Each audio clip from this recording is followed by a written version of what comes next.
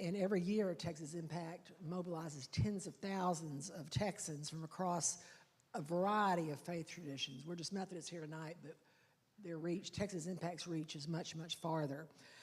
And that she brings them together to advocate for policies that support vulnerable people, local communities, and a livable planet. So be wherever you are, speak to us.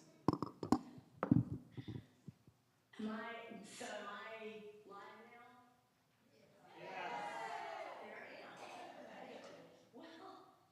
am.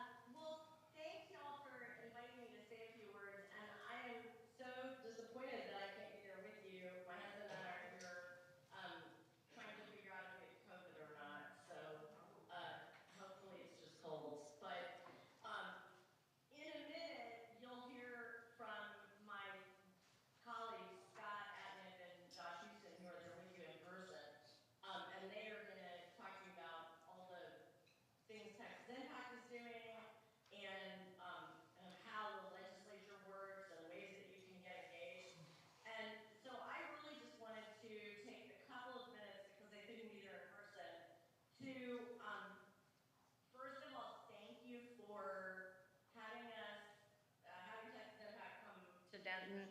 I actually spent a year in Denton as a toddler when my dad was in graduate school at what was then North Texas State University. That was a long time ago, but so I've spent some time in Denton, and I also wanted to, I guess, just exhort you in a personal way that it has never been more important, I think, in our lifetimes for mainstream people of faith to become engaged in the policy process. We are used to our policy and political processes in the United States and in Texas being sometimes fractious and sometimes, funny, and often, fighting with each other over things that are pretty incremental differences.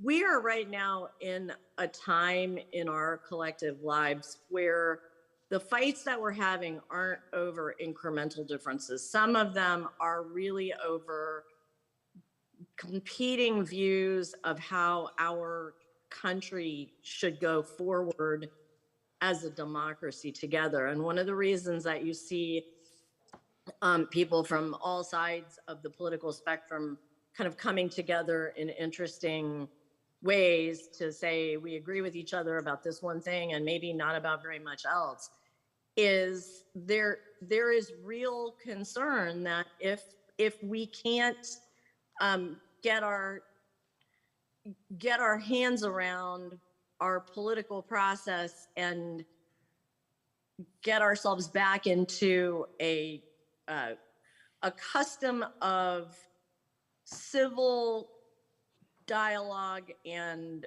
civilized disagreement and consensus building, that the problems that we're going to have in a couple of years will be much worse than the ones that we're facing now.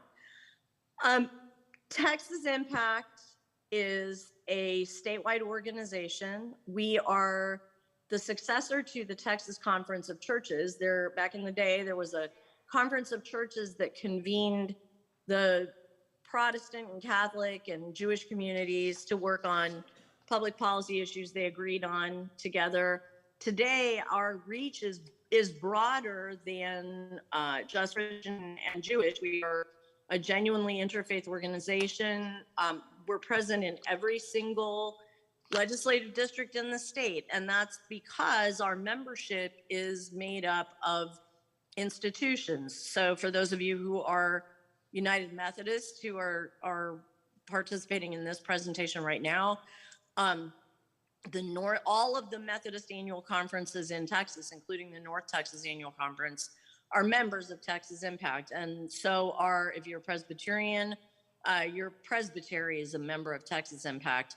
And all of those institutional members send board members to Texas Impact, delegates, if you will. And those delegates together make a legislative agenda and put forward legislative priorities that reflect the shared values of all of our faith traditions. Scott and Josh have the handout that has our legislative priorities on it, and I'm sure they'll go over them with you. But one thing I would point out is our priorities this year include a lot of issues that we would describe as social issues. There have been times in Texas Impact's work when the most significant issues that we worked on had to do with division of resources, especially the way that we spent our state revenue for the welfare of vulnerable Texans, perhaps versus the way we spent it on business development or things of that nature. In this particular moment, Texas has a lot of resources. We're weirdly fortunate at the moment in the kind of surplus that we have going into the legislative session. And if it weren't for the political polarization that we're seeing, this would be a legislative session that's kind of a dream scenario for a lot of people. We would be talking about all the ways we could increase funding for public schools, increase funding for healthcare, make new investments in pre-K and early childhood development and things like that. But instead, it is likely that in the upcoming legislative session, and Josh is going to talk to you more about this, but what you're going to see is more and more focus on issues where the primary concern is differences between groups of people and one group not wanting to recognize the inherent dignity and worth of another group. So we see issues having to do with our LGBTQ Texans. We see issues around women's health and reproductive issues, issues related to gun violence and different ideas about how to administer our school systems. These are issues that don't really have to do with the way we divide up our resources as much as the goals that we're trying to achieve for our state and the kind of state that we want to become. All of our faith traditions agree the kind of state we want to be is a state that reflects what Martin Luther King Jr. referred to as the beloved community, a community where all people are valued and our disagreements are mediated thoughtfully and in a loving way. The legislature doesn't necessarily understand that it's true that people in Denton, people in Dallas and Houston and Austin, but also people in Beeville and Bulverde and all of the places around the state share those values of beloved community. And we can't, as Texas Impact, make that point by ourselves. One, there aren't very many of us, and two, that's a story that has to come person by person and community by community. So I hope that as you participate in our event this evening and as you learn more about Texas Impact and work to get involved, that you will consider how you can help be part of the increasing witness of mainstream people of faith throughout our state for a vision of Texas that honors the dignity and worth of every person, that looks for freedom and justice and opportunity for everyone in our state. And to do that, and in a second, I'm going to turn it over to Scott. So hopefully Scott's ready to go. But to do that, we need to provide a constant presence. For people in Denton, we understand it's probably difficult for you to think of coming to Austin repeatedly throughout the legislative session to provide a presence, a visible presence of religious social concern at the Capitol. And good news, you don't have to come to the Capitol to help provide that presence. You, first of all, have a legislative district office that you live near, and attending meetings and going to that legislative district office in the community are important ways that you can constantly be reinforcing that presence. Another thing that you can do is to make sure that your brothers and sisters in your faith tradition, whatever it is, all over the state are also participating. So if you feel like I can't go to Austin, but I know somebody who's nearer to Austin who could, please make sure that they're aware that we're looking for as many people as possible to participate in this session. So with that, I will thank you again for having me. I know it's a drag to watch these Zoom presentations when you have real life people in the room with you, so I won't take up any more of your time, but thanks for having me, and I look forward to hearing about what a great event it was. Thank you, Beat. Is this still on? Yes. I'll tell you a little bit about our two in-person speakers. The first is Josh Houston, who is an attorney and a registered lobbyist, and he's responsible for Texas Impact's legislative strategy. He does legal and policy research, he directs lobbying, he does media relations and grassroots strategy, and I don't know, plays in a bluegrass band. I don't know, you really do a lot of stuff. Before coming to Texas Impact, he was on the staff of the Texas House of Representatives, and he has many degrees. He's got a Doctor of Jurisprudence from the University of Texas School of Law, a Master of Theological Studies from the Candler School of Theology and at Emory, and most important of all, a BA in History from Texas A&M University. So we know this man is smart. Then we have Scott. And Scott is a member of the Texas Impact staff, and he is the engagement director. He's been an intern with Texas Impact and then stuck around to be a real person. He connects Texans of faith with opportunities to engage in the policy process through programs like Weekly Witness, Rapid Response, legislative engagement groups, and things like what we're doing tonight. He has his BA in political science from Sam Houston, and he has an MA in public affairs from the LBJ School, and is a certified lay servant of the United Methodist Church. So with that, I'll turn it over to Josh and Scott to tell us good stuff. Thank you. You need this?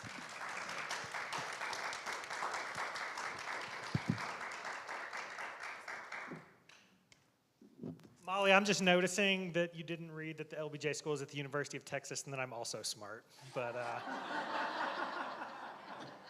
I still like you. We'll talk about it afterwards. Hey, friends, so first of all, thanks for having us. This is the fourth of these Faith and Democracy events that we've had over the course of the last 3 weeks now. And our first series of events really in person since pre-COVID, except for a couple of rallies and events in the Capitol. So first time we've been getting out on the road, and it's been really good to see people and connect, and really just appreciate you all having us tonight. I will say I took a little sabbatical or time away from my home church and had worshiped with y'all online here at First United Methodist Church of Denton, and so it feels really great to be on the stage that I've seen on my computer so many times. So thank you for that. I am also a United Methodist, as we mentioned, or as Molly mentioned, and throughout the series, one of the things that kept coming back to me in the midst of all of this that's going on in the world, all of the division, all of the strife, all of the things, is the mission statement of the United Methodist Church, which is, anybody remember it? You want to say it with me? To make disciples of Jesus Christ for the transformation of the world. And the second part of that has really been sticking with me lately. We are a world that is in need of transformation right now, amen? And to speak more, we are an interfaith organization, but in almost every one of the religious texts, for all of our member denominations, all of our member faith traditions, is some variation of the theme of loving our neighbor. And I think there are a lot of people in our communities, a lot of people in the world, a lot of our neighbors who aren't necessarily feeling that love right now. Am I right? Anybody disagree? We can have a chat afterwards if you think everybody's feeling loved right now. And sometimes they're not feeling loved because of public policies or elected officials or others who are intentionally doing harm. For those of you who are United Methodists in the room, you'll remember John Wesley had some rules about that, and one of the first things said, do no harm. And so as United Methodists and other people of faith, I think it's important that we remember that we have a responsibility to make sure that harm is not being done and that we are adequately showing love to all of our neighbors. Now I'm going to walk out here for a second. What kind of ways do you think our neighbors right now are currently either being harmed or not feeling like they're adequately cared for? What kind of issues come to mind for you? LGBTQ folks, right? Certainly. Who else or what else? Healthcare, right? There are definitely people right now who do not have adequate access to healthcare. What else? Teachers. Say more. They're being disrespected, they're not being paid, they're being made fun of, they're being accused of indoctrination. Right. Lots and lots of harm. All right. We could go on for a long time there. Any teachers in the room? Retired teachers? All right. Who else? Immigrants. Yeah, that's been in the news a little bit the last couple weeks, right? Yeah. Who else? Anybody else? Essential workers, which have been in focus, especially in the last 2 years, right? Who else? Income, inequity, inequality. I would say I think our students as well, particularly like K-12 students, dealing with like lack of funding in the schools, and then also just like a lot of local control of what can be taught in schools. Right. That does disservice to those students. Yeah. Also, I'm going to add to that just because I have a high school student who 2 weeks ago texted me from school that their school was in lockdown while she was in the bathroom and like had no idea why. I was near Uvalde a couple weeks ago and like I'm still mad, right? Like that hasn't gone away. All right, what else? Women. Yes. Yes, yes, yes. Yes, you are. Well, I should not say. I take that back. 100%. I just stuck my foot in my mouth. Yeah, 100%. Women are being disrespected in society right now. Anybody else? Affordable housing, all right. That's a pretty good list, and if you're looking at our legislative priorities, I feel like y'all pretty much nailed them. My favorite Bible verse is the text from Matthew 25, where Jesus is talking to his disciples, and he says, hey, this is the Scott Adnip translation. Remember that time I was hungry and you gave me something to eat, and I was thirsty and you gave me something to drink, when I was sick and you took care of me, when I was naked and you gave me clothes, when I was in prison and you came to visit me? And the disciples were like, hey, I don't remember those times. And he said, anytime you've done those for the least of my brothers and sisters in need, you've done them for me. I think if we were to do that text right now, if Jesus was here giving that same illustration, all of the things that you just named would be on that list, right? And so as people of faith, our challenge is to make sure that we are standing with our brothers and sisters in need and making sure that they get the help that they need, right? Let's try that again, right? Okay, you're gonna have to talk back. You don't want us to talk for an hour and a half or whatever without participation.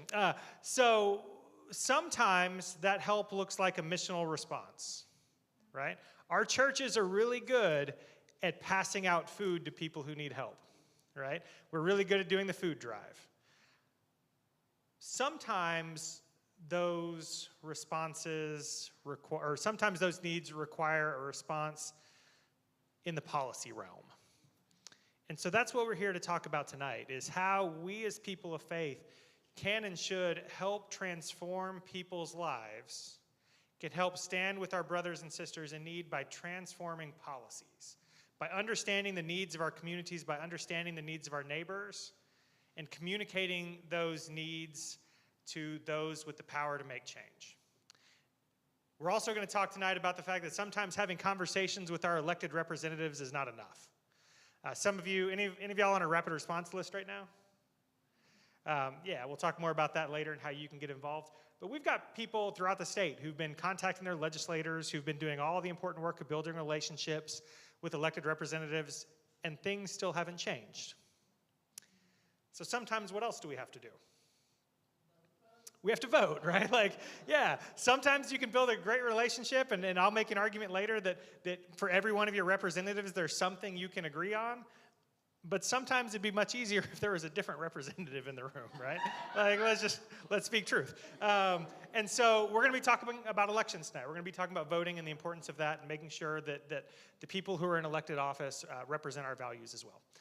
B did a really good job of introducing Texas Impact, so I won't double up on that effort, but Texas Impact was established in 1973. We have about 50 board members from all of the different denominational bodies and faith groups that she talked about that came up with that set of legislative priorities that you can find in the handout today. And Texas Impact has a couple of different roles. First is we have Josh and a legislative team that'll be in the Capitol representing your values to those in power. But guess what? Josh can't do that himself, can he? Who does he need? Yeah, the only reason, except he's got some good looks and he's smart and all of those things, but the reason Josh has influence in the Capitol is because those representatives know that there are people that he represents in their local communities that care about these issues too. And so we're going to talk tonight about some of the ways that you can get involved, some of the ways, some of the tools that Texas Impact has to offer to help you be better advocates here in your local community and with the people in power in the state capitol. Fair deal?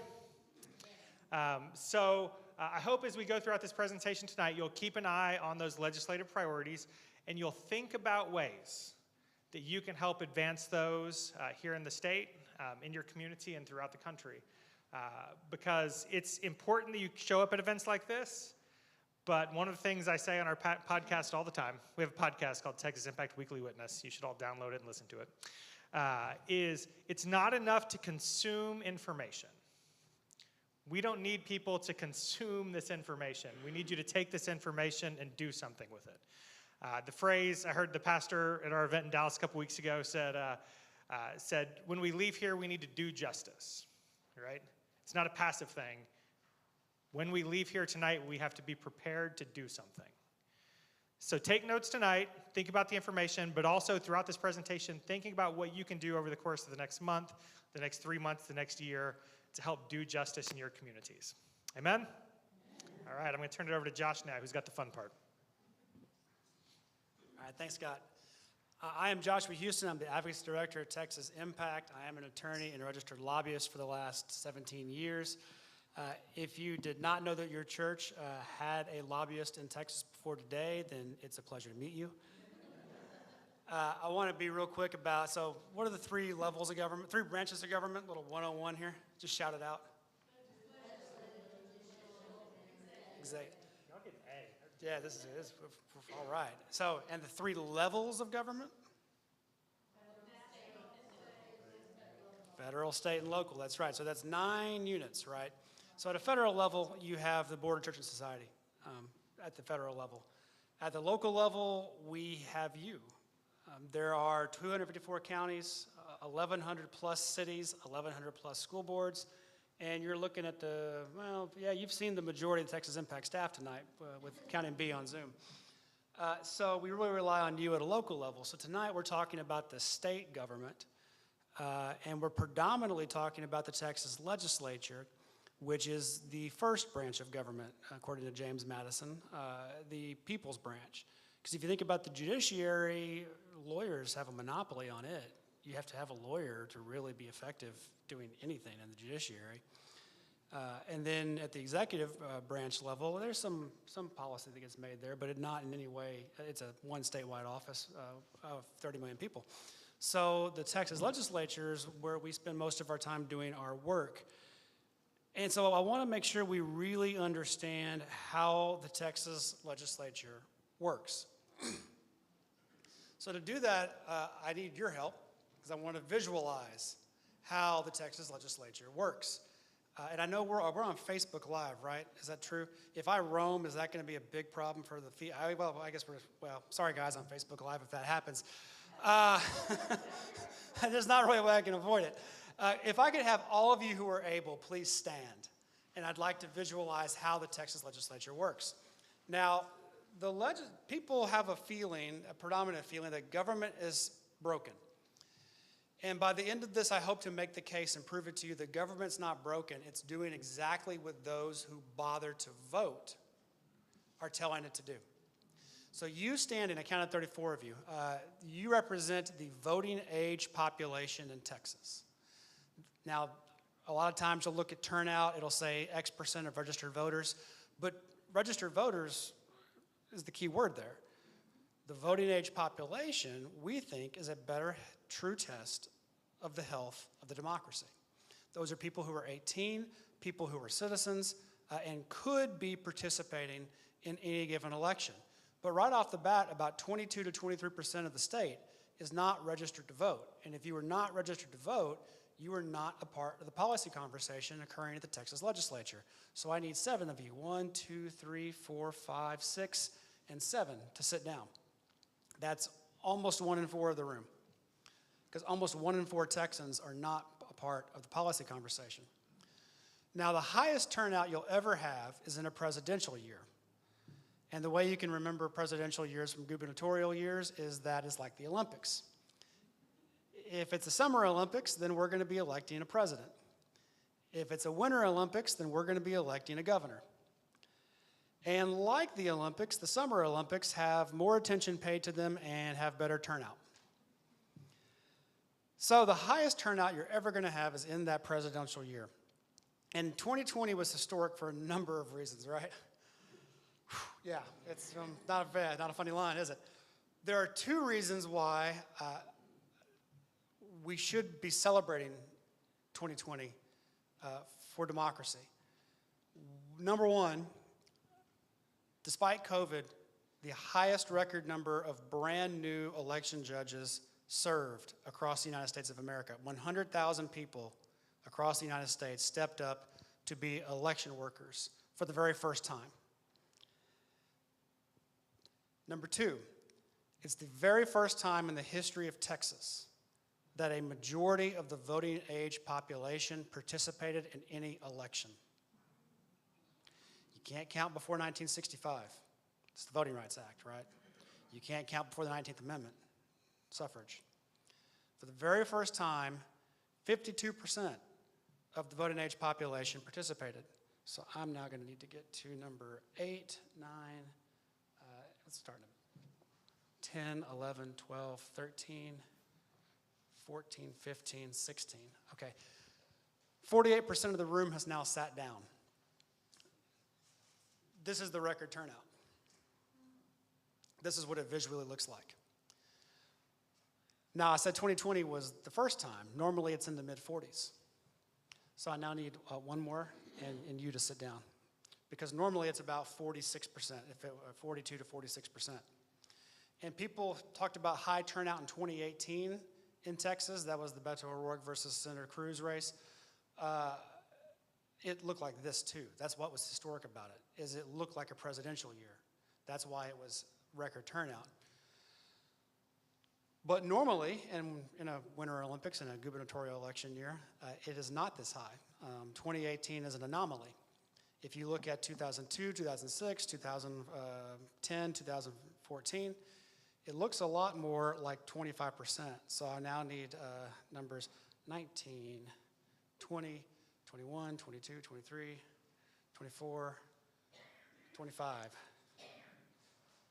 4, 5, 6, 7, 8. Close enough. It's never perfect math unless you have 200 in a room, so that's not always possible. This is what we would expect, most political professionals would expect would turn out in 2022. 25% of the room. But we've only talked about November, which are general elections. That's when it's party versus party. We haven't talked about primaries. And 95% of the Texas legislature is effectively elected in their party primary. That's a function of gerrymandering. Is gerrymandering a powerful thing? Yes. We want to afford it the proper amount of power that it has, though. We don't want to give it too much power, right? And boy, we're in Denton County. There's 150 seats in the Texas House. Gerrymandering affects the balance of power in about 7 seats. One of those is in Denton County. Nevertheless, when you have this many people sitting it out, the bigger problem is non-participation. So is gerrymandering powerful? Yes, only because it's so predictable who won't show up. So in a party primary, you're looking at 10 to 13%. So I'm going to go ahead and have 1, 2, 3, 4. Y'all sit down. Super voters, come on up. Look out at all the people abdicating their voice to you. So, y'all are the primary voters who show up in a primary. But this is both party primaries, all combined. I want to have some fun with this. Cynthia Reeves is a board member, so. You, sir. I know. And yeah, a Methodist woman, and I grew up Methodist, and we don't mess with them. They're powerful. You, sir, represent, and in this case, I'm saying I got some good news. I said 10 to 13%, right? 10% was the average turnout at the beginning of the teens for 2010, 12, 14. In 16, 18, 20, those election cycles, it's been trending upward to 13%. All that growth is on the Democratic side. You, sir, represent the Democrats that vote in the primary. You have not won a statewide election since 1994. You are not driving the policy narratives in the Texas legislature. So you, sir, please sit down.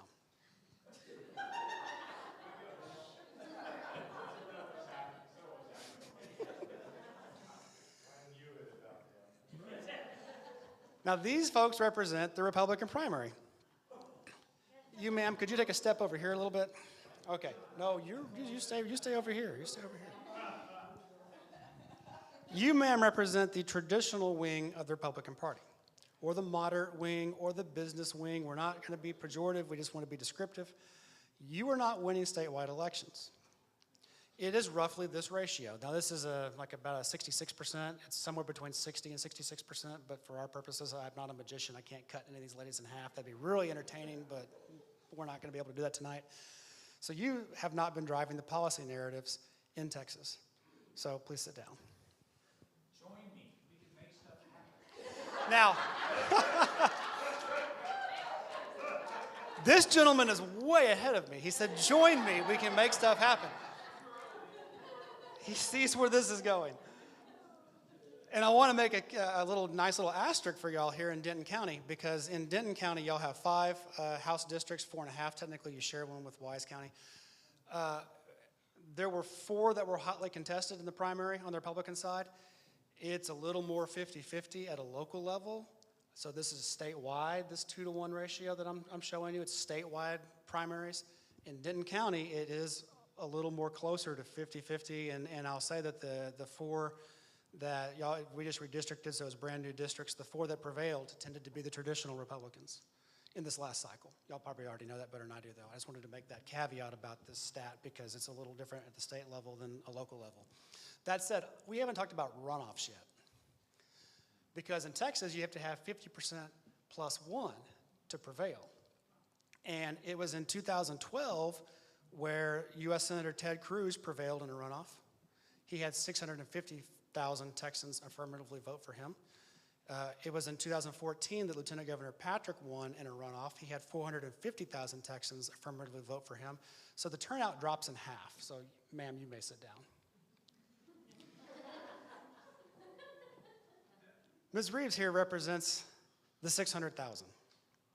The 600,000 that are driving the policy narratives in the Texas legislature, and for whom the majority of the Texas legislature is most responsive to and most afraid of, because she shows up every single time in that 2-to-1 ratio and makes them quite terrified and is driving the policy narratives in Texas. Thank you. I also sometimes find Cynthia terrifying, but We'll see if I pay for that one later. I did a similar thing to my wife last, 2 days ago in Austin when we did this event. I made her the last one up standing.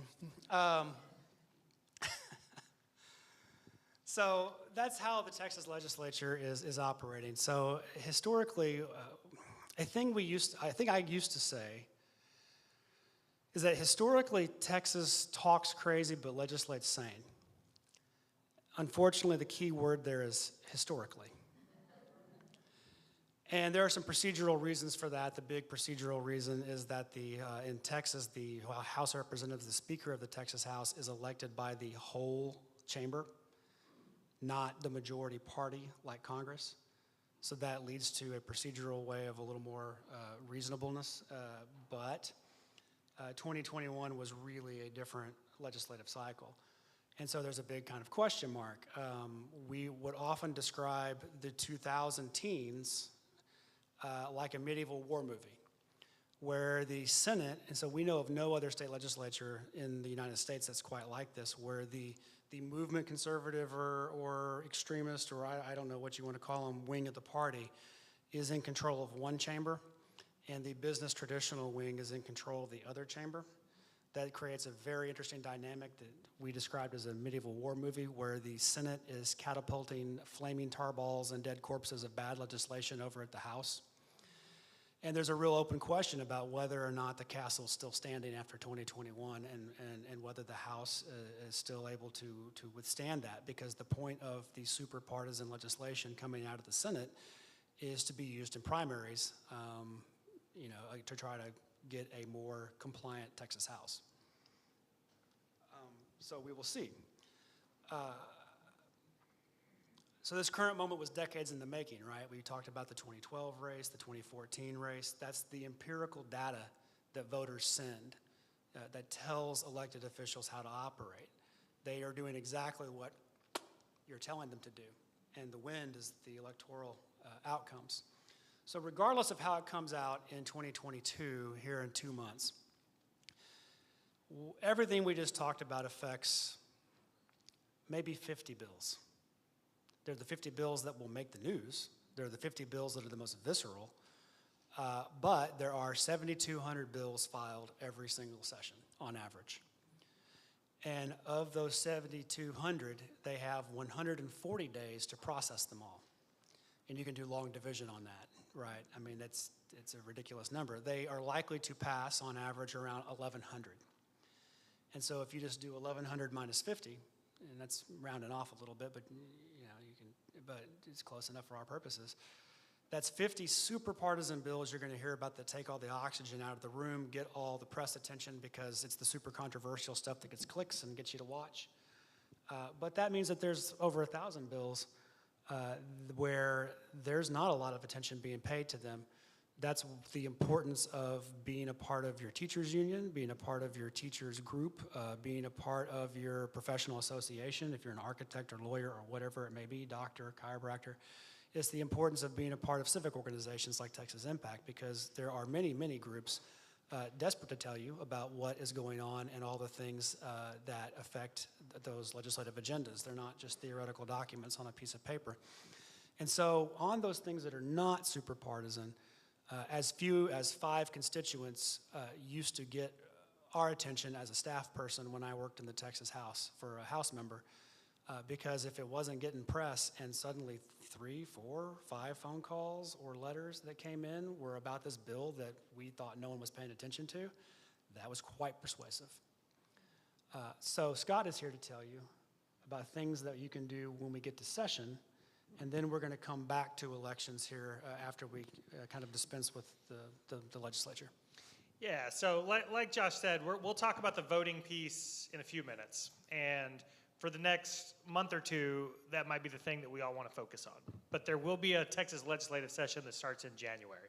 And there is an enormous impact that you and your friends can make once legislative session starts. And we want to make sure that you have the tools to be effective at doing that.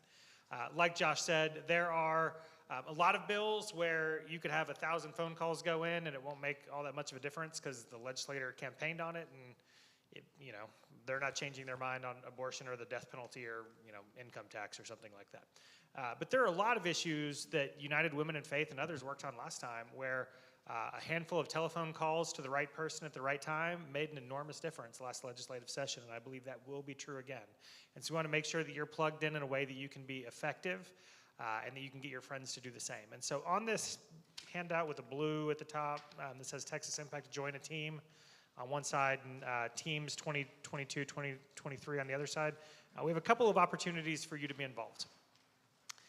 First, legislative engagement groups, which is not a new program for us, but fun fact, we launched this in like December late 2019. with the goal being that we would have teams that would meet together in their legislative district once a month and build intentional relationships with their legislative offices. And it was a way that we could hold each other accountable to having meetings and building relationships and all of those things. What happened soon thereafter? Y'all remember right after late 2019? COVID, that's right. So that kind of ruined that. That said, we had a lot of legislative engagement groups that were great. They were meeting by Zoom, and during the legislative session, Josh would give a legislative update to those legislative engagement group members. Many of them were still meeting together by Zoom and having meetings with their legislators and doing all of the things. And so we are relaunching that. We hope some of you will consider being a part of a legislative engagement group here in Denton County. Once people sign up, probably after the election, we'll connect you by email and have some folks who will help you have those initial meetings. And the goal is that you'll hold each other accountable for doing that advocacy work, and that you'll work intentionally to build a relationship with your legislative office. We believe, I don't even think it's we believe, I think it's just a true statement. You are more effective as advocates when you've established a relationship with that legislative office. Right? I mean, just think about it. If you are a legislator or a person in a legislative office, who are you going to listen to more when they call you? Somebody who randomly calls you out of the blue to complain about something, or somebody who's brought cookies to your office and talked about their church, right? Like, clearly the second one, right? So we're hoping that groups of people will build intentional relationships with each other, but also with that legislator in the district office, so they know that you're an important member of the community, that you're a person of faith who goes to a respected church here in their community, and that they should listen to you. So legislative engagement groups. Second, we're launching a new program this legislative session called Issue Champions. These are for people who want to dive deeper on a particular issue that they are passionate about and be connected with other advocates on that issue from throughout the state. So that during the legislative session, when that issue comes up, we've got a team of local people who are experts who can either come to the Capitol or make telephone calls, take the appropriate steps on that particular issue. So during the legislative session, which runs January through May of odd-numbered years, so this coming year, you'll meet weekly to have briefings from either Texas Impact staff or partner organizations about that issue and where it stands during the session. Third, the Rapid Response Network. This one doesn't require a weekly meeting, a little less time-intensive in terms of like holding yourself accountable to other people. But during the legislative session, we'll send out a weekly action alert with priority bills of ours that are coming up, with a set of toll-free numbers and a sample script to call your legislative office to tell them, you know, I support or oppose or whatever action needs to be taken. During the legislative session, there will be times where Josh will call and say, hey, I was just in a legislative office and Representative X, Y, or Z from Denton really needs to hear from people right now. That email goes out to people in the rapid response list from that district, and it'll sound a little more urgent than the email you get with the action alert, and it'll say, hey, just heard from Josh, we really need telephone calls right now to Representative X. Here's the telephone number, here's a sample script. Those calls can make a difference. And so if you're interested in getting those time-sensitive correspondences, correspondi, I don't know what that word is, emails from us, go ahead and sign up for the Rapid Response Team, and we'll get you on that list. Josh mentioned he used to work in a legislative office. Our other contract lobbyist has said similar, that if they got 7 telephone calls on an issue that wasn't in the news, their ears would perk up and they'd pay attention. How many of you have 6 friends? All right, looky there. Hey, y'all can make a difference. So we hope folks will sign up for the Rapid Response Team, and we hope when you get those and they sound kind of urgent that you send that to 6 friends and make sure they're making those telephone calls as well. There's some pretty significant pieces of legislation we can pass that might not make the newspapers that'll be due to people like the Rapid Response folks making those telephone calls. Every session.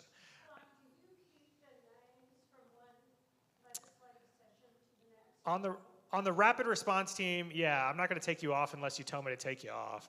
On the legislative engagement groups, we'll ask you to go ahead and I don't want to say reapply, but sign up again. So if you were in a legislative engagement group last time, go ahead and sign up again. What happened last year was because this was happening like at the beginning of COVID, there were some people who signed up, and then like once we launched it, we're like, yeah, I actually don't want to do that by Zoom, or I don't want to do that anymore. And so we have a lot of people in that database who like would be impossible to cull. So we're starting a new list for the legislative engagement groups. Is that fair? And the issue champions are brand new. Yeah. If you're getting my rapid response emails, don't need to re-sign up for that, but anything else on this list, go ahead and sign up for it if you're interested. And then finally, the phone bank team, which is also new. Sometimes the Texas Impact team just needs help like calling our database to ask them to do something. And so if you're interested in like making telephone calls to do a thing, you can sign up for that and we'll use you from time to time. I'll give you all a chance. Any questions about any of that? Go ahead.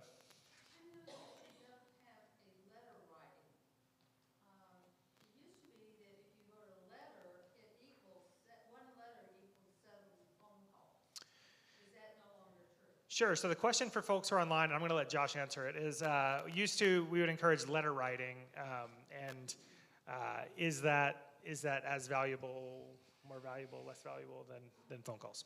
Yeah, so I'm not 100% sure about the ratios of effectiveness. That's not a thing that we've ever looked at exactly. I can tell you anecdotally from having been on staff, it kind of works like this. If it was let me tell you the rule. The more time it took you, the more authentic it is, the more power it has, okay? So, for instances now, we got a mass fax. This was how long ago it was. There was fax machines. We got a mass fax from the chiropractors. It said, we appose, APPOSED, whatever bill number it was, and we got 500 of them. And 499 went in the trash, and one went on the bulletin board so people could laugh at it when they walked in. I probably shouldn't. Well, he's not. It's okay. I think most of the people, anyway, we did. Conversely, for instance, whenever we had a handwritten letter from somebody genuinely in the district, and it was obvious that it wasn't a form letter, it was that person's individual thoughts, and they wrote it, especially if they wrote it by hand, that one went to the legislator's desk because somebody took the time out to do a handwritten letter, and who really does that anymore in whatever year this was? I mean, even in 2009, that was true too. So, I mean, and somewhere in between, so the general rule is the more time and effort. This is why if somebody comes down to Austin to actually visit with their legislator, that prevails over all the rest, because like, I know you get real wound up about, what am I going to say? What am I going to say? What am I going to say? Yeah, 95% of what you did was travel down to Austin because they know you spent 4 hours driving down from Denton down I-35 to go see them. They know that the level of that you care is way high. So I hope that answered it. Remind me when we're not online, and I'll tell you a story about people coming to the Capitol that was pretty cool. I'll also say on the letter writing, like if you're going to do that, I think probably like early in session is the time to do that. I think later in session things will be a little more time sensitive, that like a letter might not get there in time, right? That's true. Go ahead. Email is another option in terms of, letter are good, and I applaud that too, but with one particular legislator from this county, my district, when I visited him in person, or his staff person back in 2020, the comment was, they like getting emails, but he assigned a staff person to go through those emails and decide which one gets going to the legislator. And I have a little bit of a problem with that, because that staff person is going to decide if it's really worth the legislative fee. So I have learned to follow up with a phone call any emails that I send for that very reason. Yeah, and that is good advice. I'll also just remind us back to the beginning of this conversation. Like your email, my guess will get a more receptive response if that staff person and the legislator know who you are, right? And so that's the importance of building that relationship in advance of session.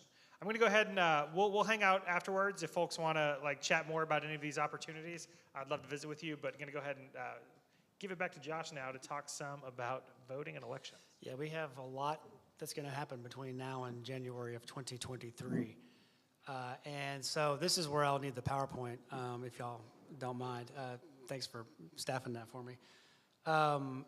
So right off the bat, we can go to the first slide. It is September, the end of September of 2022. So this is actually a workshop that we've done at all of our events on voting rights. And we're not going to get into the policy of voting rights. We'll do that in January of 2023. And the reason for that is because right now, the way you do the work of democracy between now and November 8th is to increase voter turnout and to implement the election. And that means 8 things. A buffet of items, if you will, for democracy. And frankly, no one can do them all. It's physically impossible to be an election judge and a poll monitor. So we'll just go through what they are, and we want to talk about these, and we want to leave plenty of time for Q&A, so we can talk about, and we don't want to spend time talking about a thing you're not interested in, so we'll just save that for Q&A. But we want to go through what they are. We're going to talk about Ballot Ready here in a little bit. That's a tool to help you get out the vote with you and your personal networks and your congregational networks, and really whoever you want to use it with. 2, voter information booths. It's getting a little late for congregations to do that, but I know there's a great model from University Presbyterian in Austin where they're, where you think they'd be. They're right by the University of Texas's campus, and they had voter information booths where they helped students walk into class make sure that they're registered, and if they needed to vote by mail, helping them walk through that. They were just a resource center to help students vote. And it's applicable to any congregation wherever you are. Voting by mail, because some people still must. If you can make it to the polls in person, try to go in person if you can. But obviously, many people like my grandfather cannot. And so we must help them as well to not fall into some of the snafus. And then down ballot research, because all the way down the ballot, your vote matters more locally the higher the office, the more of a fraction you are. The closer to you locally, closer to the people that you are, the bigger and more impactful your vote is. And so doing that down ballot research is super critical. Implementing the election, this is the second category of things. The number one thing election administrators tell us they need is poll workers, or I'll sometimes say election judges. These are the people that sit behind a table just like this and take your ID and actually implement the election and make it work. To give you some idea, there's 10,000 polling locations in Texas on election day, and there's 4 workers at each polling location. That's 40,000 poll workers across the state that are needed to make elections run in Texas. If you can, be a polling location. I know with school security issues that many of the county election administrators are looking at alternative sites so that there's not so much traffic in and out of schools, and congregations are certainly a place that they are looking at as a community center. Being a poll monitor, so this is a little bit different, and Scott will want me to make sure we understand the difference between poll workers employed by the county to implement the election, poll watchers sent by candidates and parties to watch the implementation of the election, and then the poll monitors is what we're talking about, something completely different, a part of the nonprofit sector. What they do is they stand 100 feet outside of the polling location where the electioneering occurs. They say, hey, how'd it go? And hopefully it went great. But there are certainly some areas of the state that we know it may not go great, and they are the eyes and ears of the nonprofit Election Protection Coalition, which is a coalition of several dozen nonprofits, including Texas Impact, where we all pool resources to help protect democracy at the ballot box. The poll monitors call the hotline. If any lawyers in the room? Well, if you know any lawyers, that's one of the things I do on election day is we work with the Election Protection Coalition on the hotline, fielding those calls. It's like a triage unit where you field the calls on the hotline. The command center then deals with some issues, and if we can't handle it at the command center, it goes to litigation. So those are the big 8 things, and we will talk about it. We're going to circle back around and talk to them. But what we want to make sure that we do is that this is a hard time, and we want to make sure we leave us some hope. And there's a very fine line between motivation and crippling depression. So let's circle back to the 600,000, right? The 600,000 that are driving the Texas legislature. Let's go to the next slide. You probably can't read it from here. This is from the Public Religion Research Institute. Most of these slides are footnotes that I'm not making this stuff up. This is kind of why we're using these slides. The Public Religion Research Institute is one of the things we rely on heavily. It's academic polling. And I make that distinction because the political polls that people put out are usually a sample of 800 people. Academic polling is looking at tens of thousands in their survey data. They spend much more time, it's much more in depth. According to the Public Religion Research Institute, 66%, or remember that ratio, that 2/3 ratio, 66%, believe the big lie. So this helps explain that it's not just, I mean, this is what's driving the policy narrative right now due to low turnout in primaries. The slide after this is even more frightening. It's 30% of Republicans would resort to violence. There's like 10% on the Democratic side too, but 30% is a very significant number. So about half that believe the big lie also would resort to violence. And then finally, the next slide is from the Atlantic magazine. Not exactly, it's kind of a, well, it's a pretty reputable publication. The new era of political violence is upon us. This may very well be a new normal. The point is, no, you're not crazy, and no, you're not overreacting, and we're probably in for a decade-long struggle as a country. Each election's going to be an existential risk until enough voters turn out to repudiate the extremism at the polls. Let's go to the next slide, though, because we don't want to stay in crippling depression for too long. Mr. Rogers, my favorite Presbyterian minister. You can tell my generation. Look for the helpers. So there is good news. The good news is that no, we don't have to storm the beaches of Normandy to save democracy.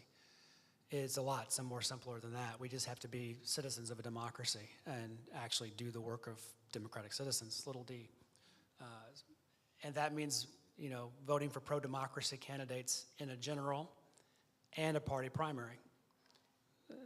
Where this gentleman said we were going is where we're headed. So let's go to the next slide. Here's where we want to be real clear about what we're saying. This is the robber baron Jay Gould. He had a well-known saying. I should back up first, and I want to make sure the distinction that we're making is real clear. In the nonprofit world, there are issue organizations, and there are partisan organizations. And there are issue organizations, partisan organizations masquerading as issue organizations. It's hard to tell. We can talk about that if you want. But what we want to say is we are unapologetically an issue organization. And this is not in any way a new idea. Issue organizations do not care about which party is in office. We care about the issues that are being voted on when we get to session. It's a subtle distinction, but it's an important distinction.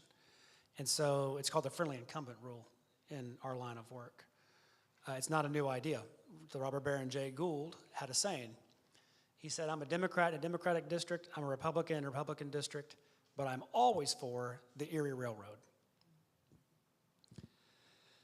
And then on the next slide, it isn't just robber barons that do this. The most powerful interest group you've probably never heard of in American politics, we would argue, is the Anti-Saloon League. It goes back to Prohibition. The Anti-Saloon League was part of a larger coalition that amended the U.S. Constitution 4 times, which is the hardest thing to do in American politics. In a civil war, we only amended it 3 times, and they were able to do it 4 times. They were able to do it 4 times because they did not care whether a candidate was a Democrat or a Republican. They only cared if they were wet or dry. And they were able to inject those issues into the party primaries of both parties. And it took them decades. I mean, we look back in hindsight and think, oh, okay, that sounds simple. It took them decades and across 50 states. But they did it better than Jay Gould. The robber barons did not amend the Constitution 4 times. Why? That's because money in politics only prevails when people aren't paying attention. And if you do not believe me, go ask some state legislators about standardized testing and whether they're more afraid of the mad moms coming to them with stressed out kids or they care about the business interests that wanted to impose those testing regimes on those kids. right, so let's talk a little bit about primaries and generals. If we were talking to you in January of 2022, this presentation would be about turning out in a primary. And we would say, look at where you live. It really matters where in the state you live. It's not the same for everyone. And turn out in the party primary where you think your vote most protects democracy. And that really makes a difference, right? So I live in Travis County. As a voter, I have to choose between voting for my local elected officials or the statewide elected officials when it comes to primaries. That's a choice that I have geographically. Y'all may have different choices, such as my good friend Scott in Huntsville. It's more uniform up and down the ballot. And so you have to make a strategic choice about where you think your vote can best advance those issues that you care about. But we're sitting in September of 2022. And the last chance to register an opinion about democracy before the 88th legislature comes to town is the general election. And our issue is voting rights, or perhaps democracy itself. And that means we must send an empirical signal. Now, don't take our word for it. If you're a pro-democracy Republican, here's what some fellow pro-democracy Republicans are saying. If we could go to the next, well, this slide's perfect right here. Do y'all know who Bill Kristol is? In some ways, he's more powerful than most people elected. If you remember the lead up to the Iraq War, he founded a publication called The Weekly Standard. He's on the Sunday shows all the time, a regular guest. He says, we have two parties. One is anti-democracy, anti-truth, and anti-rule of law. The other is sometimes inept and foolish with some fringe illiberal elements, but basically committed to the institutions and norms of liberal democracy in a free society. It is not a tough choice. On the next slide, you have two elected officials, two Republican elected officials. On the left, you have Tarrant County Judge Glenn Whitley from just down the road. And then on the right, you have State Senator Kel Seliger from Amarillo. Both of them have come out and publicly endorsed the candidate for Lieutenant Governor, Mike Collier, over Lieutenant Governor Dan Patrick. And I don't have a slide for it, but the former Lieutenant Governor, Bill Ratliff, has also done the same. And so those are three Republicans who are making a pretty loud statement about the direction of the Texas Senate. They understand that if there are no electoral consequences, then the 600,000 will eventually prevail. That's how election cycles compound, one after another. Here's the part where I want to build us up. Can the interfaith community make a difference? Obviously, we think yes, but more importantly than that, we now know the stakes, but we want to use data to prove to you that the interfaith community is critical and an untapped potential. So this slide is broken down kind of by religious demographics, and it has to do with religion and the big lie. The only group that believes the big lie in a majority, the majority of them, are white evangelical Protestants. And I want to make a point here, right? Because not all white evangelical Protestants believe the big lie. It's 61%. Mormons, white mainline Protestants, white Catholics, Hispanic Protestants, other non-white Protestants, Jewish, the Jewish faith, other Christians, Hispanic Catholics, the unaffiliated, other non-Christian religions, and black Protestants, none of them believe the big lie. Let's look at the next slide. This is from Texas Impact's database. It's from the spring of 2016, so a bit has happened since then, but it's still a pretty good, but churches move real slow. We change real slowly. So it's probably still pretty close to this. This is the primary voting histories of those that had a primary voting history, but it was a pretty good sample, 22,000.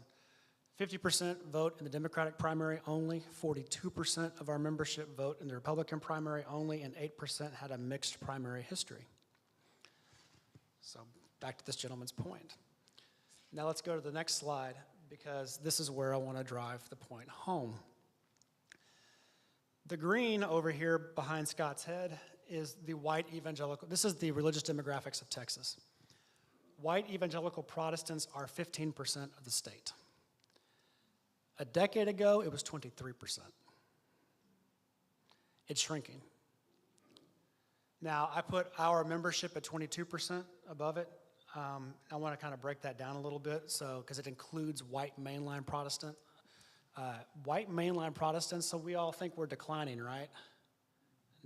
Nah, we've been at 12% of Texas for a decade. Just 12% and 12% and 12% and 12% and 12%, while the white evangelicals have gone from 23 to 15.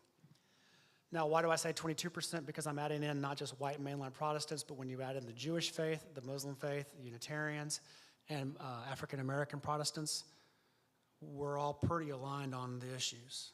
There's very few things we disagree about, and that's 22% of the state, which last time I checked, 22, I'm a lawyer, but 22 was bigger than 15. Now, I want to look at the red one more, that's Catholics.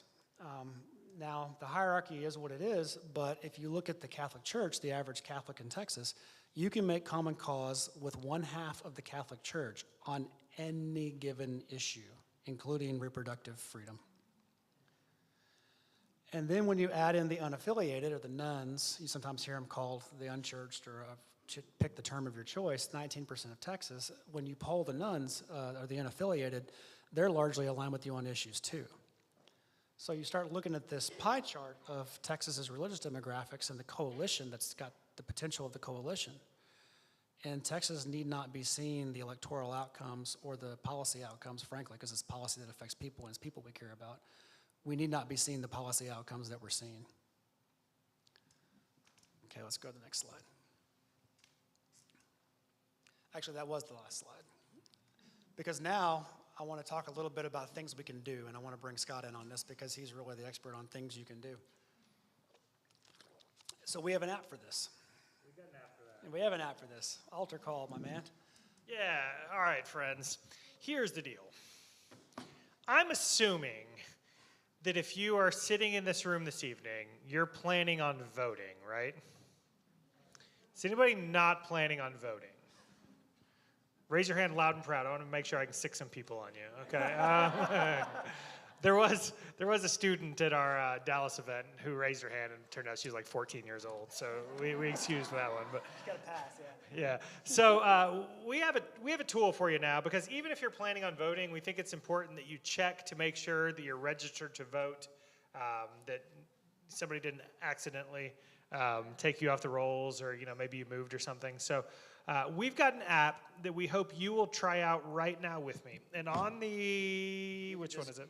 Open your browser and Google, or you may have your own way to get to it, but You can. I just Googled Texas Faith Votes. Yeah, you can Google Texas Faith Votes, or you can use the QR code on the front of the handout with the red top. Do what he said.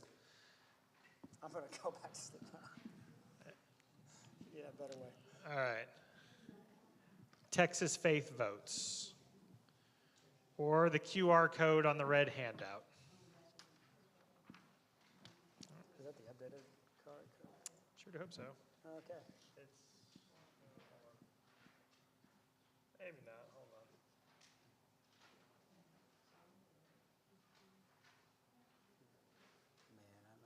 All right. So on that page, there's a heading that says, "Be an election mobilizer."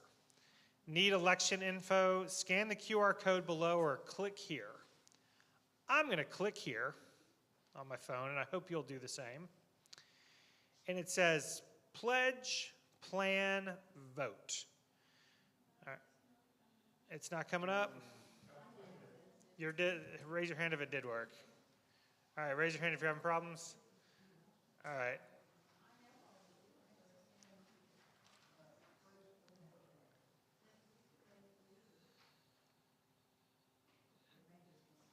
It might be slow. Yeah,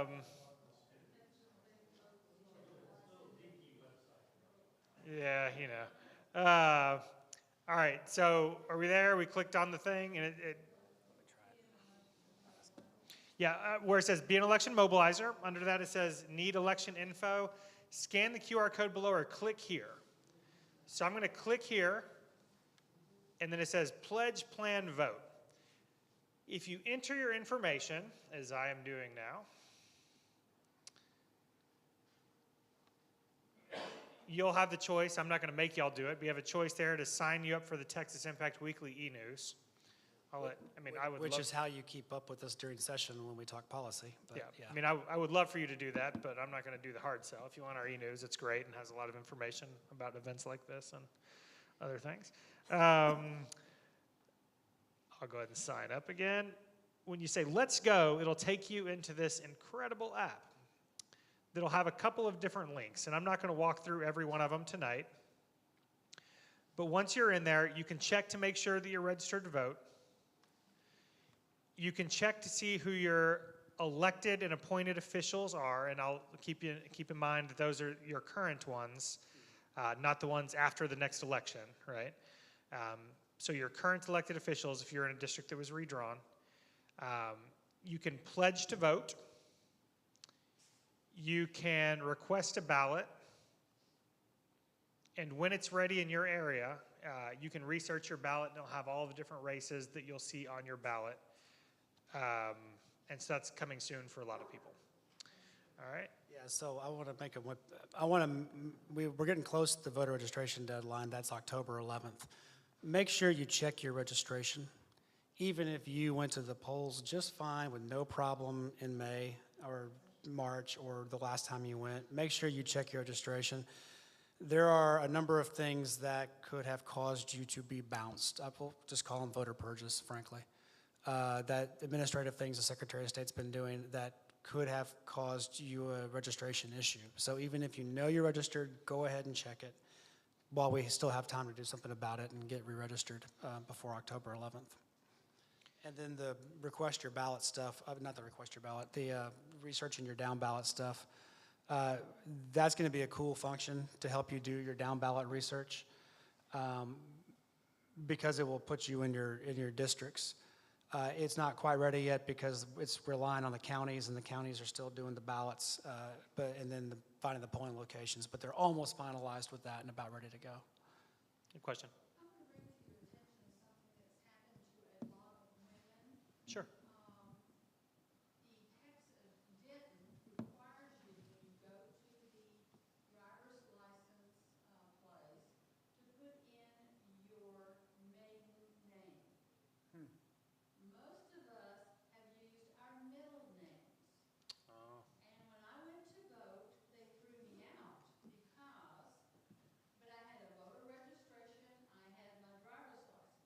My driver's license has my middle name, my old one, but the new one has my maiden name.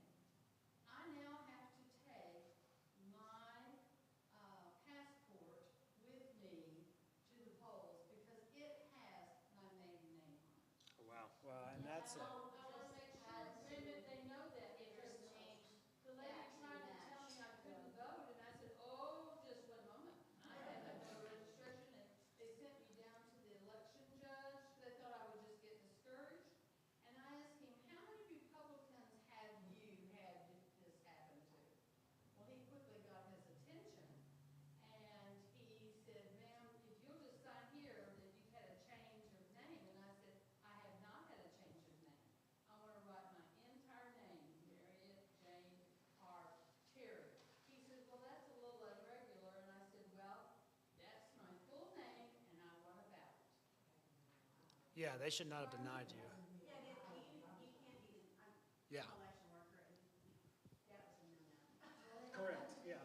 It happened to her too, and we found a lot of women that had happened to because we're in another group. And it happens to women who are, when you turn 75 in the state of Texas, you have to go in person. You know, used to I just did it online, and when we did that, that's when they made the change on my new driver's license. So I want people to know that you can protest it and you can vote. They try to kind of act as if there's something wrong with you. And so what I found is the easiest thing this next time around is just take my passport with me. Right. So how many election judges do we have in here? That is wonderful. Yeah, yeah. And then I was a poll watcher at one time, and you can, as a poll watcher, you can escalate it all the way up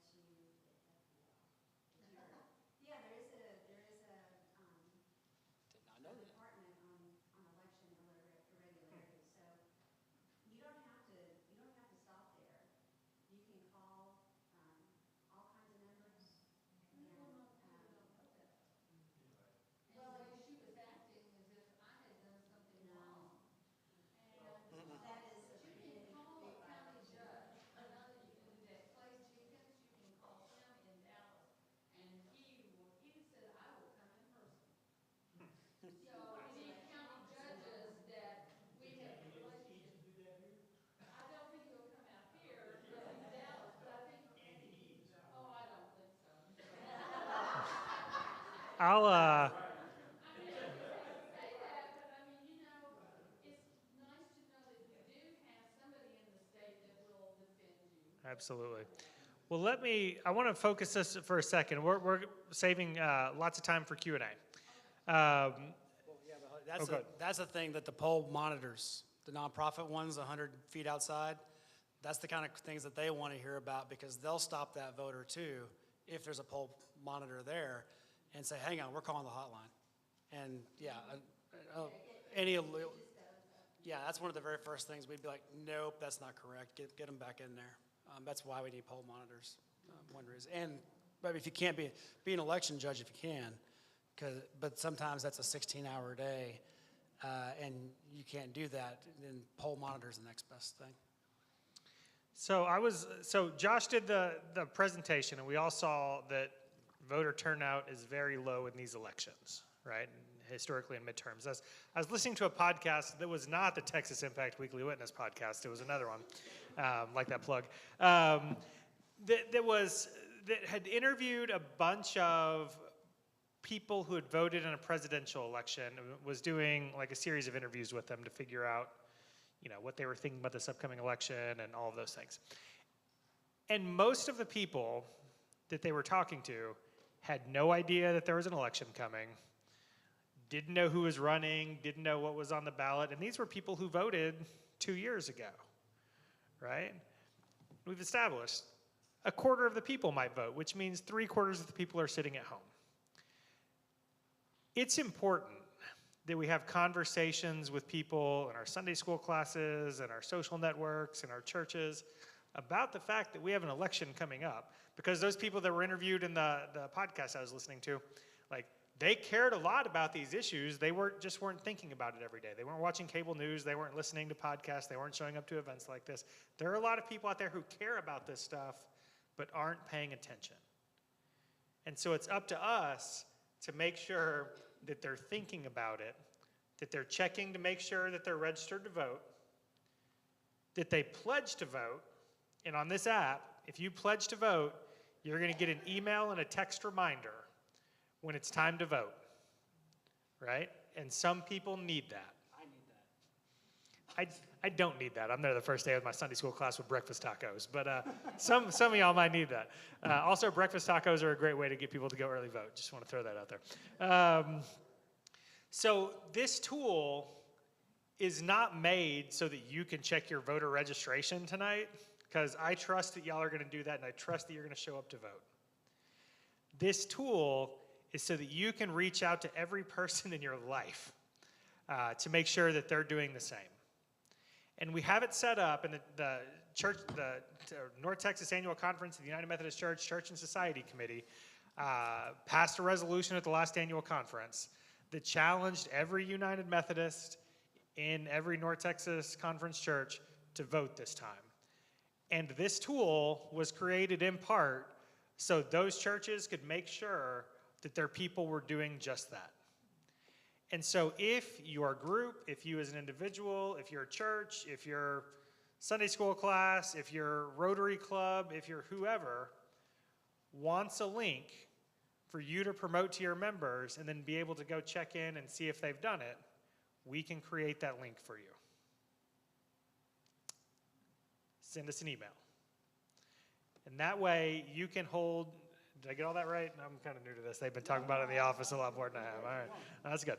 So reach out to us if you would like your own individual link so that you can invite your communities to participate and then be able to check and see if they've done it.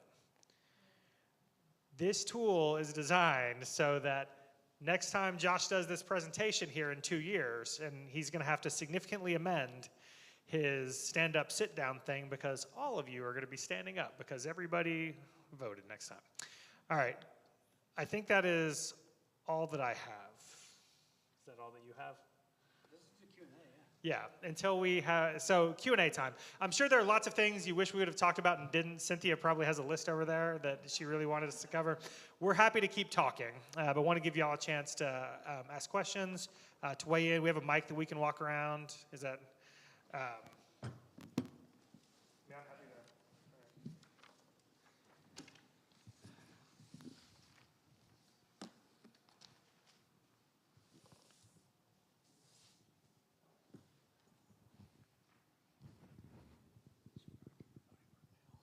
Yeah, my name is Jerry. This is an opinion, but I think that actually gaining access to the ballots that we vote on is not an easy thing. I mean, I spend a lot of time looking for those.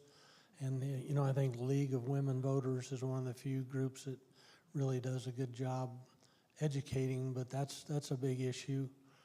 And somehow that ought to be, you know, whether it's by Zoom meetings or whatever, and like you said, I would like to invite the Sunday school just to make sure they participate. One other thing, though, is it seems like our country is looking very short-term, and all we do is one side approves something, and then they get the votes, and so it shifts back the other side.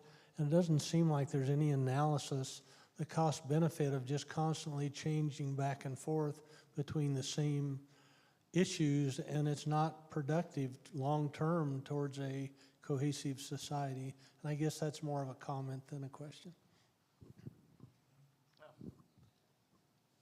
Ditto. Yes, I agree. Yeah, I hope that stand up, sit down helps illustrate the polarization. And I guess the thing I would add to that presentation is that's part of why you see this polarization, is that when 95% of the Texas legislature is most concerned about their party primary, they're most concerned about the most active and engaged, very small group of people that are participating. And that, you know, the most committed partisans that show up every time. And that's true on both sides. And it's driving, it's really eliminating a center. Yeah, and I think to add on to that, our theory of the case is that democracy works best when the entire community is represented in the electorate, right? And so when we have these polarized, these low turnout elections that are driving the narrative, that's what you get, right? And if the entire community was participating in every election, I don't think we would have those issues. We've got a mic in the back. A comment and a question. The comment is, if you're lobbying, if you're talking to a legislator or to a staff member, and I've done that, and I've been that, and people have talked to me, rule number one is don't be a jerk. Try to establish some type of rapport and stuff. I often found it really funny when people would email me and start off by calling me both a communist and a Nazi, and then want a favor. Yeah. And I would write them back and say, does that work at home? The question is, I have seen some advertising, some political advertising about propositions. I didn't even know there were any propositions on the ballot. Where am I going to find out about those? Do you all have information on those, or am I going to need to look at League of Women Voters or what? League is the gold standard on that. Okay. And I'll add to the first part. Yeah, so if we were here presenting not right before an election, but right before legislative session, Josh has a great presentation on the 10 rules of an effective legislative visit, and one of them is literally thou shalt not be a jerk or something like that. But again, like our theory of all of this, and back to the conversation earlier about building a relationship with your legislator, I might disagree with my representative 90% of the time, but also like he's a good human being and I like the people in his office, right? And it does nobody any good for me to be a jerk to him. Like that doesn't accomplish anything. And as a person of faith, like I think it's important that we're decent human beings to each other. And most of these folks got into it for the right reason. Like I really do believe that. And so we can disagree forcefully, but like be decent human beings all the time. And that's why these legislative engagement groups are important, so that we can bring baked goods and get to know people at a human level before we ask them for something. Go for it. I chair the local League of Women Voters, and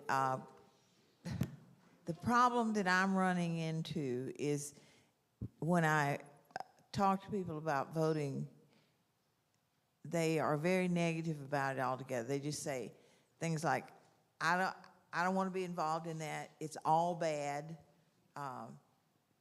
And I really don't know how to get it their responsibility, because they don't seem to respond to, but our democracy requires participation from its people, and we're losing it. And that doesn't seem to disturb them or make them feel that they have any responsibility to do something other than stay at home. So offer me some suggestions for how to reach those people who are not voting. I would usually ask my local league to answer that question for me. So now I say that kind of facetiously. We've had Gracia Main, who was the state president of the league, on lots of times on the podcast, and she's usually my go-to cheerleader for democracy. But I think it can be frustrating for people, right? Like when people do all of the hard work for a candidate and like work, and the results don't provide the fruit that they had hoped for, right? Like, and it can be exhausting sometimes. I feel like the last couple of years have been exhausting for all of us. And it's funny that you say that, because the last couple of these events we did, we had a faith leader panel, and I asked them to close us out with a word of hope. Like, that was the last question I asked the panelists in all 3 events. And 2 of the 3 events, the panelists talked about like taking time to rest, right? Because they recognize that people who do this work get tired, and it can seem exhausting. So let's start there, but then move to the idea that it can seem exhausting, but it's also so very necessary. And when Josh does the stand-up sit-down, we recognize that we've done all of this work, but there's still half the room sitting down. Like, I think the reason we don't get the results that we feel like we deserve or that our communities need is because half of the room is still sitting down. Right? And so I find hope in the fact that there are, 30, 40 people here in Denton tonight who are willing to engage in these conversations. And we might not get to where we want to go in the next 6 months to a year, but I do believe that arc is bending towards justice, and it's only going to get there when we can convince all of our community to participate in this process. How? I don't know. I mean, you got a better answer? And we'll open it up to the room. Maybe you'll have some answers there.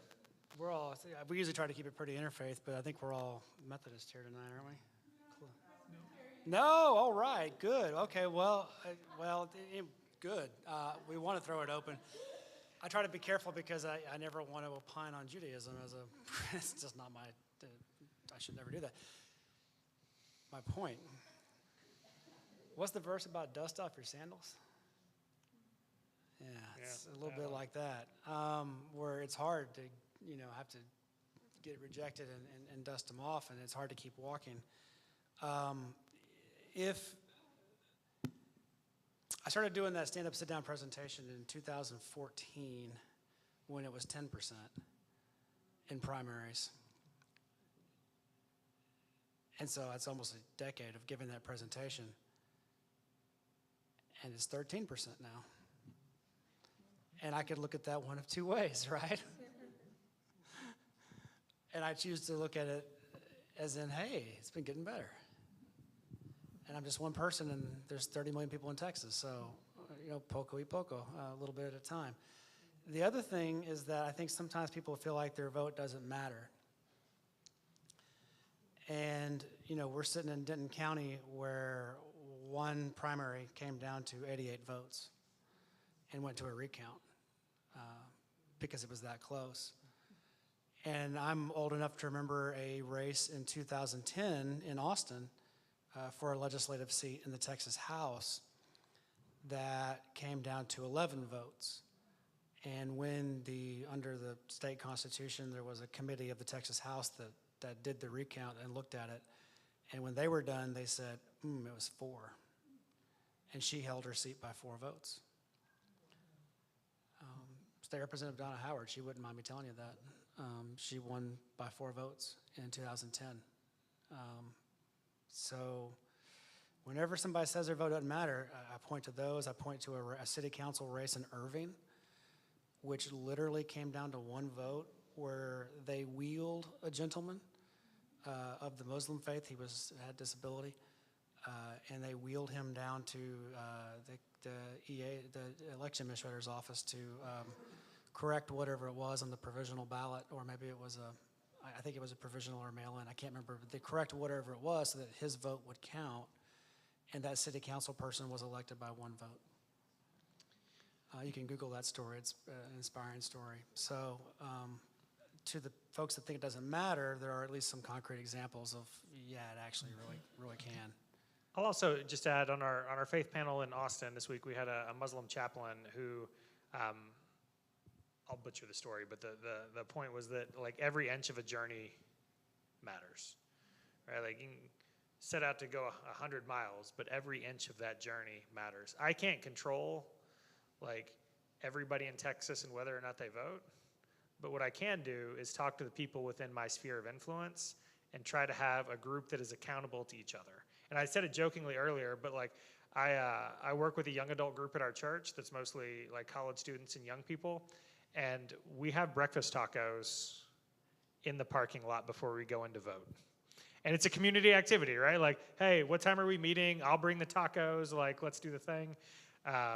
Like, how are you and your group going to hold each other accountable for doing this work and make it fun, right? Like, I like tacos. That's not, a secret. But like, and the historically black church has done it forever. Well, like with Souls to the Polls. So how can you encourage your folks to do it in a fun, meaningful way? And one of the college students last year was like, dude, I've never voted before. And he was like 23, 24 years old.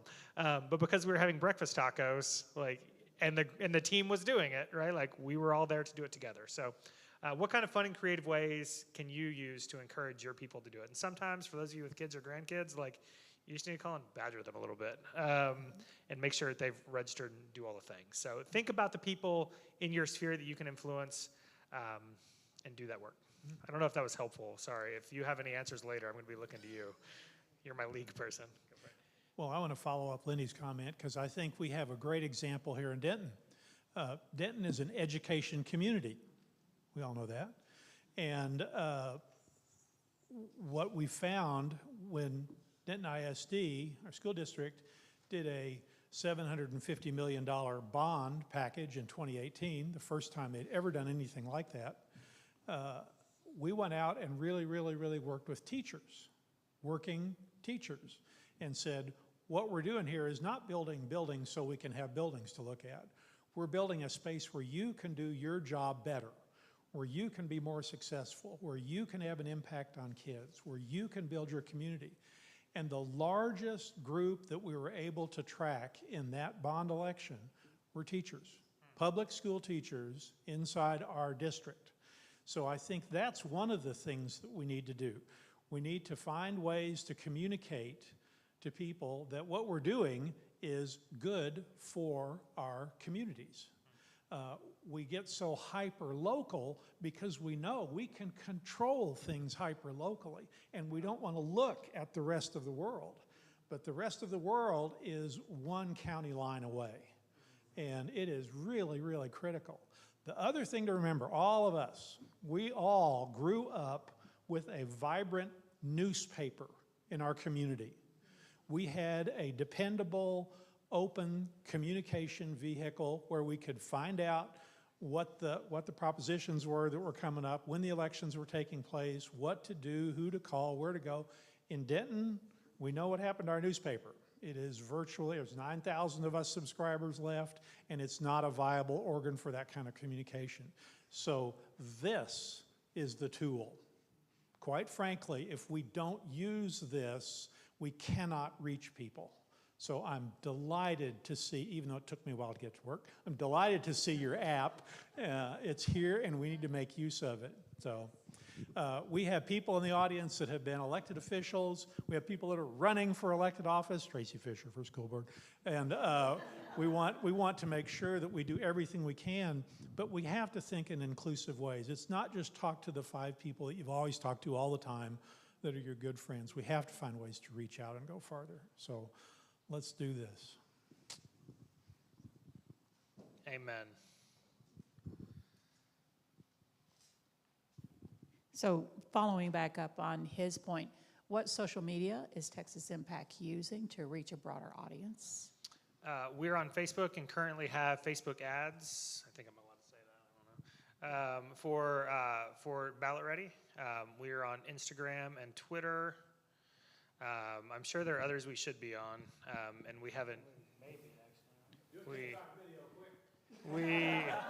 We have a new communications guy who's great, and he just went to a conference about all this. And I'll be honest, the two old guys up here might not be plugged into a couple of My those. wife's trying to get me to do the same thing too. Yeah. I think we're probably not too far from that. Yeah, if we might or might not be on TikTok. B's major was in theater at the University of Texas, and so yeah, and her husband is a professional films. If you ever seen Austin City Limits, the thing on PBS, he probably ran one of those cameras. So I talked to her, and I bet we'll be in front of a camera pretty soon. Hey, but that said, right? Like, I expect to get on social media tonight and see. We've been using the hashtag Texas Faith Votes. So I'm going to get on there later and see if y'all are tweeting and Instagramming and Facebooking the ballot ready tonight. There's your homework assignment. Actually, I want to talk about vote by mail real quick. Go.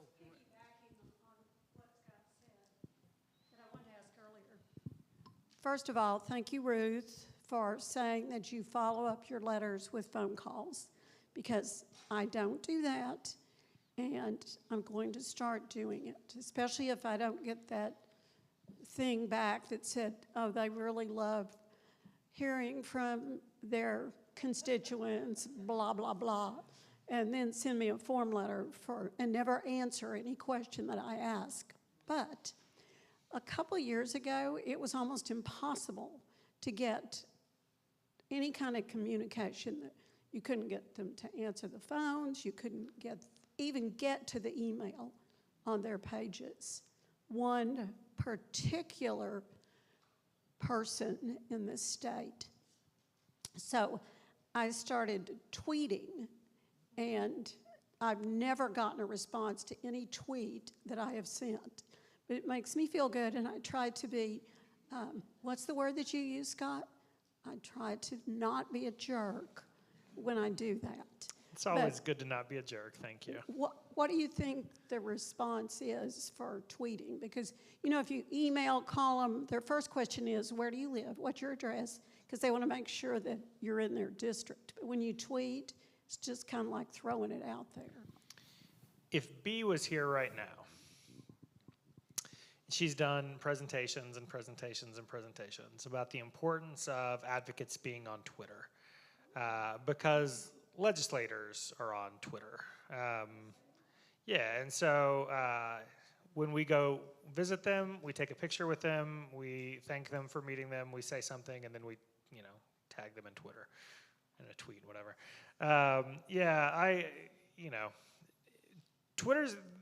Twitter's the social media platform the legislators are on, so be there too. A message from B. Moorhead. Drink from it sparingly. Yeah. Yeah, I try to, yeah. I have to be on there professionally, and only so much can be absorbed before it becomes toxic too, so both and. I want to talk about voting by mail real quick. How many of us have somebody in our lives who has to vote by mail? Yeah. Okay, I want to make sure, we would be remiss if we didn't say, you've heard about the high rejection rates, something like 12%. The reason that's happening, every single one of them, because we did a big study on this, and the average rejection rate was less than 1%. And the overwhelming reason a ballot was rejected before Senate Bill 1 was because it just arrived late, which is a postal service problem or any number of problems. So 1 to 12%, the whole growth, the whole 12 times the number of rejections came about because of the ID number. So if you're helping someone you love, vote by mail, or just, someone you love, I guess. If you're helping somebody, vote by mail. We're getting a little late to apply, but if you're doing that, make sure you've written that driver's license number and just do both, and social security number on the application. And then when the ballot arrives and you put it in the carrier envelope, it's on the inside of the flap. And that's why people are missing it. They did that for, well, you're putting your ID number on there, for goodness sakes. So they did that for identity theft reasons. But also, people don't see it because, you lick the envelope and there it is on the inside, and then you lick it and then you seal it. So make sure they're putting both of those ID numbers, just to be safe, their social security and their driver's license number, the last four of their social and their driver's license number, I think. The League of Women Voters have a great publication back there, follow the directions on it. But that is the reason why those are getting rejected. And so I want to make sure that we talk about it, because while we would now, some of you may remember that we did vote by mail captains in 2020, trying to encourage everyone 65 and older to vote by mail, because back in 2020, the strategy was to decrease long lines at the polls. With the high number of rejections, we're not recommending that everyone do it. If you can go to the polls, go in person, but many cannot, and therefore we need to help them, and I'm an attorney. If you have any questions, call me, but that's the ID number, and failing to put the ID number is the number one reason. I want to follow up to Kitty and everybody else who's talked about communication and relationships. What you have not mentioned, which I've heard both of you mention before, develop a relationship with the staffers. And I say that because once legislative session starts, you're not going to be able to get a hold of your state reps or your state senators. If you develop a good relationship with their staffers, you have an in, and they're going to recognize your name because you're going to be calling a lot. You're going to be emailing or sending, and like Josh said, they'll recognize you. So identify the staffers that you can relate to and communicate with. Whether or not you're on the same page about issues is not the point, as they said. So don't forget the staffers, and go to your district offices. You can also develop a relationship at the district office level as well. Our local rep has an office here at one of the banks here in Denton. And the state senator for this area, his nearest office is in Gainesville. But don't forget the staffers in the district offices, because you're not going to be able to get to those people once Austin hits the fan in January. Mm-hmm. So please remember those intermediary locations and communicate and get a relationship going with your staffers, their staffers rather. They could become your best friends, you never know. Yeah, thank you. That's right. I think I have my November hat on, and I haven't made the switch to session yet. But the staff is the legislator's brain on policy. And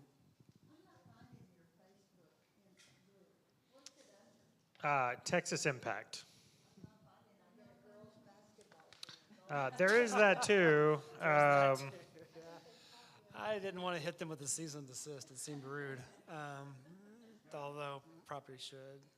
I don't know. Hold on. Let me find the at thing.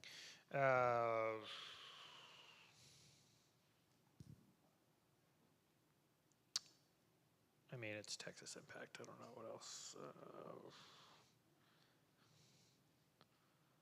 I will help you find that when we are done. No, it's Texas Impact. Yeah. Don't search it, just put facebook.com/TexasImpact. That's it. Facebook just wants you to let that all at once. Hey, fun fact, just quick story. I've got somebody that keeps emailing me trying to sell me basketball registration information, and he's getting super aggressive. And I kind of feel like I should set up a meeting with him and just have some fun. But I haven't had time to do that yet. But yeah, the basketball team is apparently something. Anybody else? Hey. Is that Jenny? It is Jenny. Hey. Hi, Scott.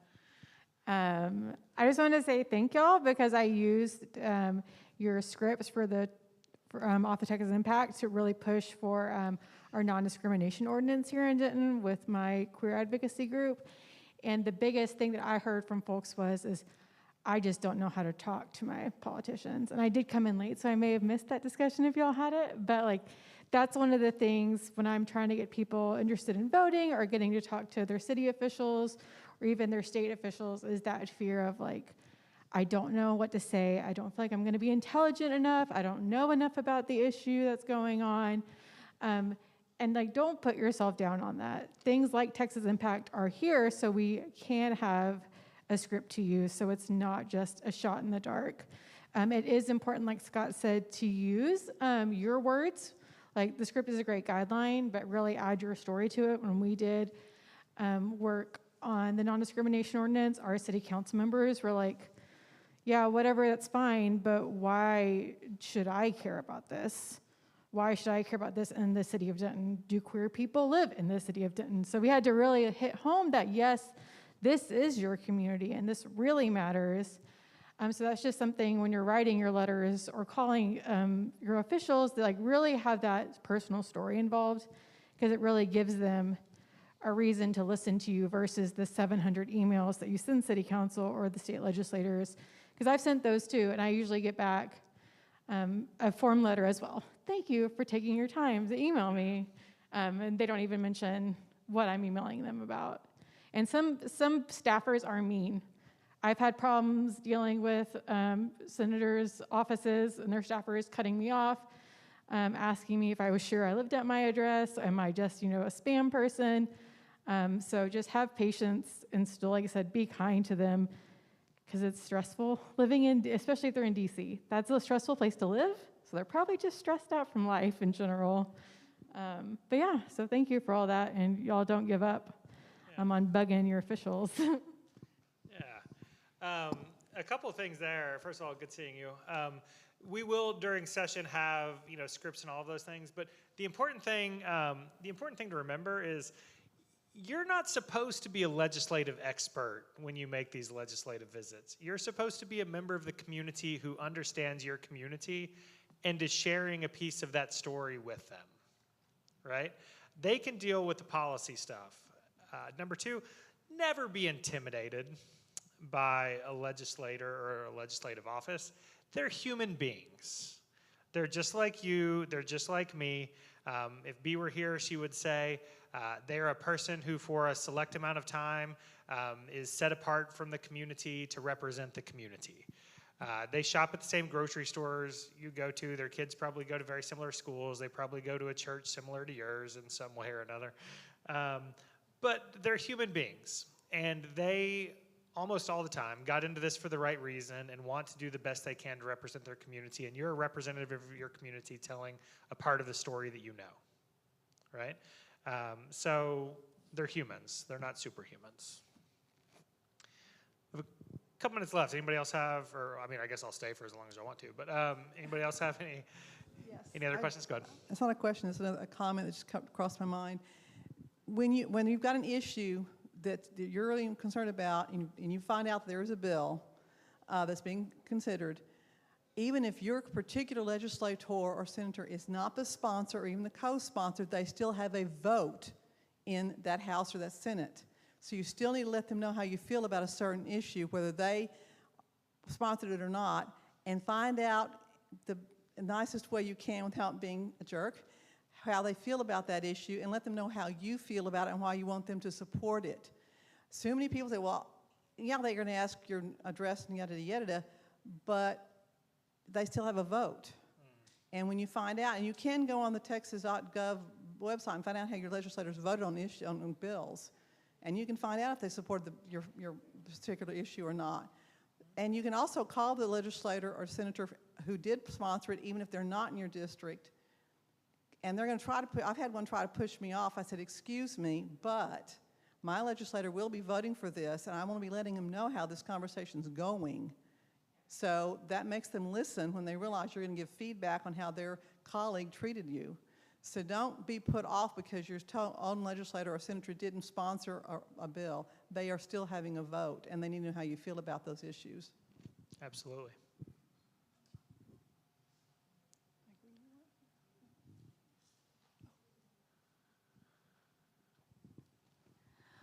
I'm the former executive director for Ignite Texas, and that is a group, a nonprofit group that I want you to be aware of.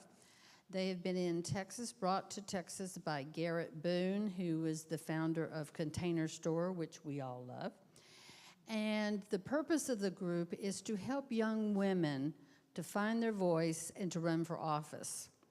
And there's programs in high schools and in colleges. And one of the colleges here in North Texas registered more voters than the 5 colleges around them this last go-around. Nice. So I think that we have to help young people know that every generation has to fight for democracy. And it starts with a vote. Actually, I want to say, I forgot about this one thing, and anyway, glad I remembered. This helped me remember it. You have a church youth group? Yes. So if you're 16, you can't vote, but you can be an election clerk, a clerk for an election judge, and you can work the polls. And it's a paid day off of school and an excused absence, says state law. So if your county needs election workers, or if there's judges who need clerks, and you have a ready-made pool, and you know what? If they worked at 16, 17 years old, they're probably going to vote when they turn 18. Also, I just want to throw out there, my 14-year-old daughter has become much more interested in my line of work over the course of the last few months and keeps yelling at me about things. So she wants to know why we haven't fixed everything yet. I told her we'll save that for her. Are we good? I think that we are just about to our time, and didn't they do a wonderful job? Thank you, Texas Impact. Hey, thank y'all for having us. This has been fun. Yeah. And thanks, Dave, for doing the tech for us. He did beyond his job description tonight. Thank you so much. And for United Women in Faith for their support of this activity, for Kitty for working on the greeters, and Molly and all the rest of you that helped make this happen. I appreciate you giving the time. Let's keep working on this together. And support one another, and if it takes breakfast tacos, I can make those too. So, thank you so much.